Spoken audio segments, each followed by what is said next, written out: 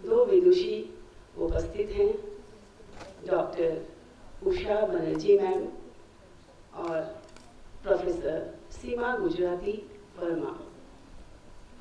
मैं मंच पर आमंत्रित करना चाहूँगी डॉक्टर उषा बनर्जी और प्रोफेसर सीमा गुजराती वर्मा।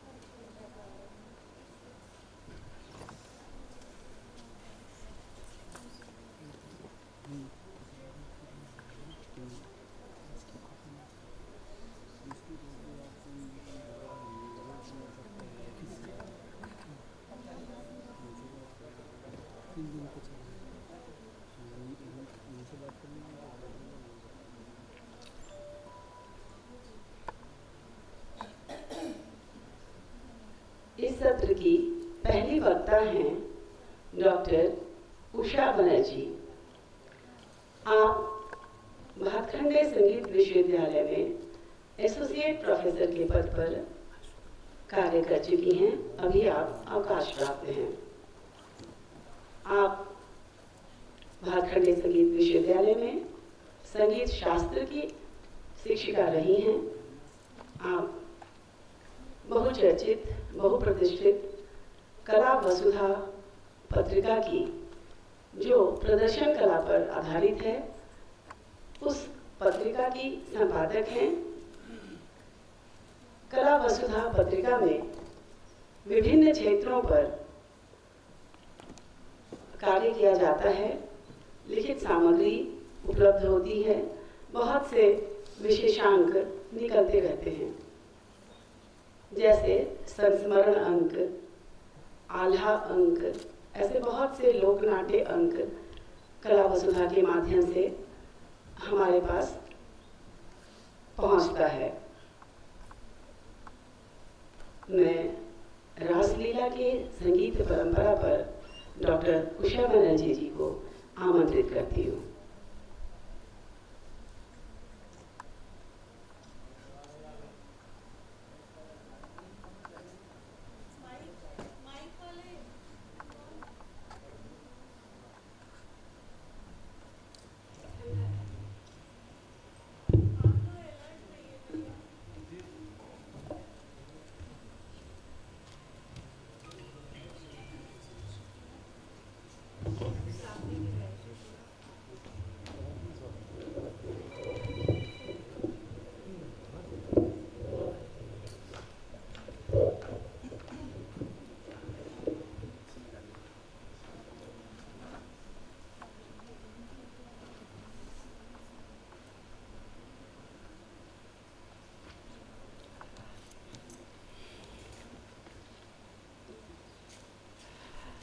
यहाँ सब उपस्थित सभी वरिष्ठ जनों,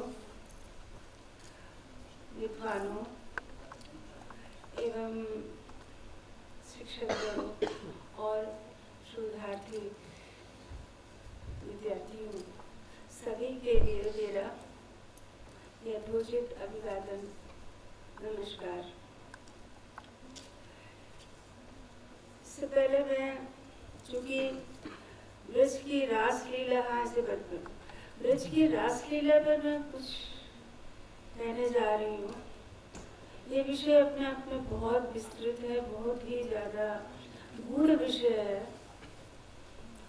और इसके एक नहीं कई आयाम हैं।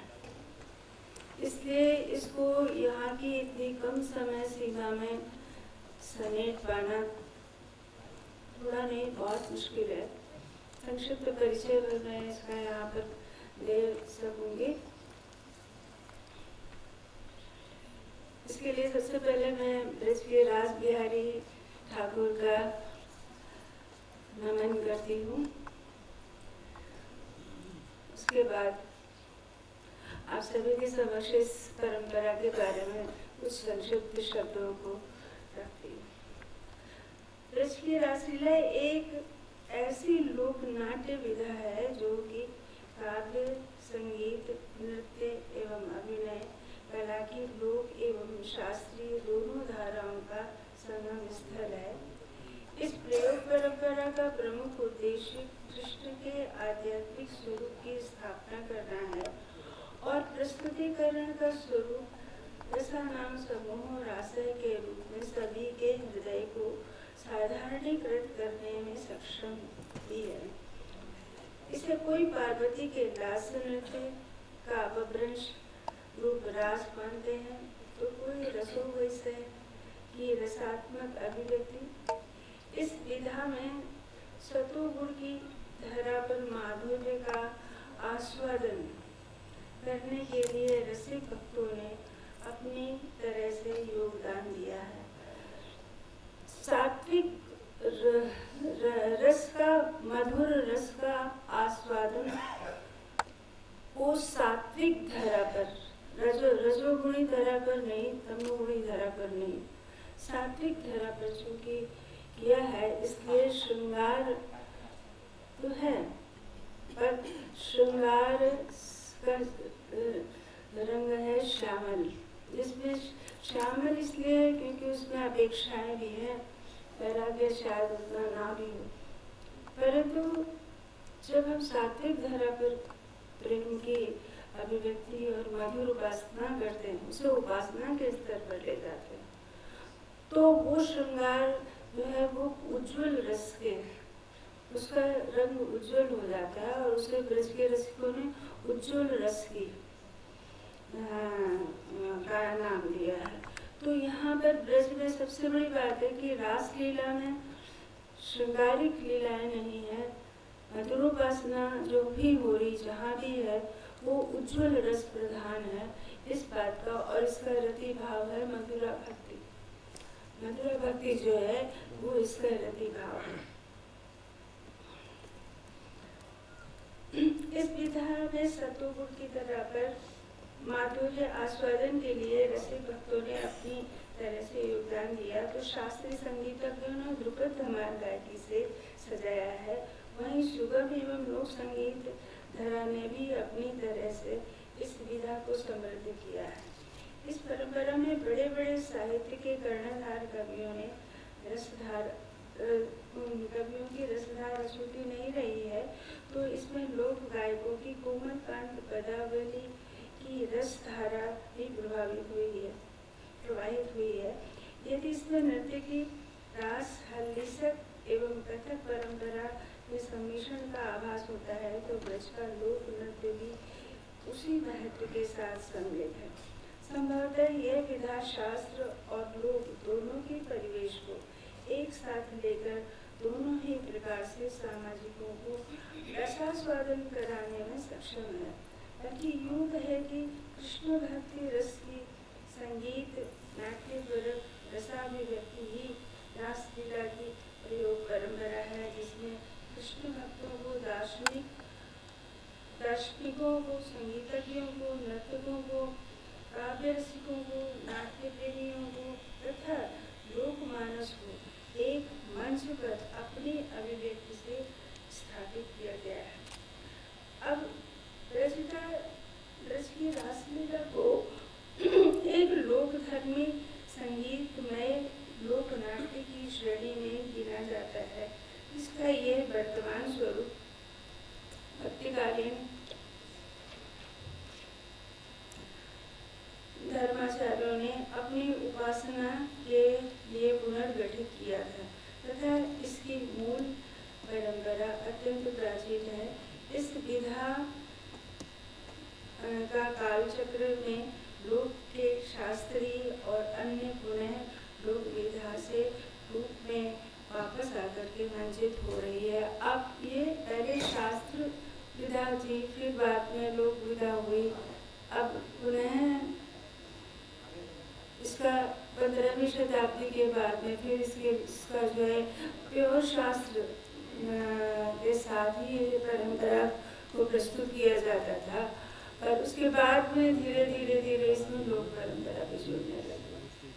मूलतः रासलीला के 5 प्रमुख पक्ष हैं जिन्हें ठीक से समझे बिना इस विधा की गंभीरता को और गुरुता को नहीं जान सकते। इसलिए ब्रज के आचार्यों और रसिकों ने इस विधा को ब्रज मंडल से बाहर वर्जित किया है, किंतु आज लोग मात्र व्यवसायिक लाभ हेतु ब्रज मंडल तो क्या भारत से बाहरी विदेशों में भी वंचित कर रहे हैं। यह जो वंचित होने वाली स्वरूप मात्र प्रतीकात्मक तथ्य भर है, जिसे यदि अभिधा के रूप में जैसा का तैसा ही देखेंगे तो उससे निहित भाव की पृष्ठभूमि न समझने के कारण कुछ का कुछ और ही समझ में आएगा, जिससे ही प्रेरित हो रासलीला शब्द का सदुपयोग न होकर के दुरुपयोग होने लग गया है। यानी कि ये जो रासलीला है शब्द, इसके 5 पक्ष हैं, अलग अलग 5 सोपान हैं। जब तक इन 5 सोपानों की गंभीरता पूर्वक अध्ययन ना हो तब तक रासलीला को समझना बहुत ही मुश्किल है। और नहीं तो फिर हम ऐसे ही प्रयोग करेंगे कि हम करें तो रासलीला और हम करें तो क्या क्या आजकल गाने आने आते हैं। तो ये सब जो चीज़ें इतना मतलब गर्हित अर्थों में जो रासलीला का ये एक अभिधा देख करके लगता है कि हाँ एक श्रृंगार पूरक, ये एक लोक नाट्य है, परंतु ये श्रृंगार पूरक नहीं है। इसमें सबसे पहले तो इसकी जो कथा है वो बहुत महत्वपूर्ण है, और दूसरी इसका कथा में सम्मिलित भगवत जो कथा है, और फिर उसमें जो सम्मिलित ये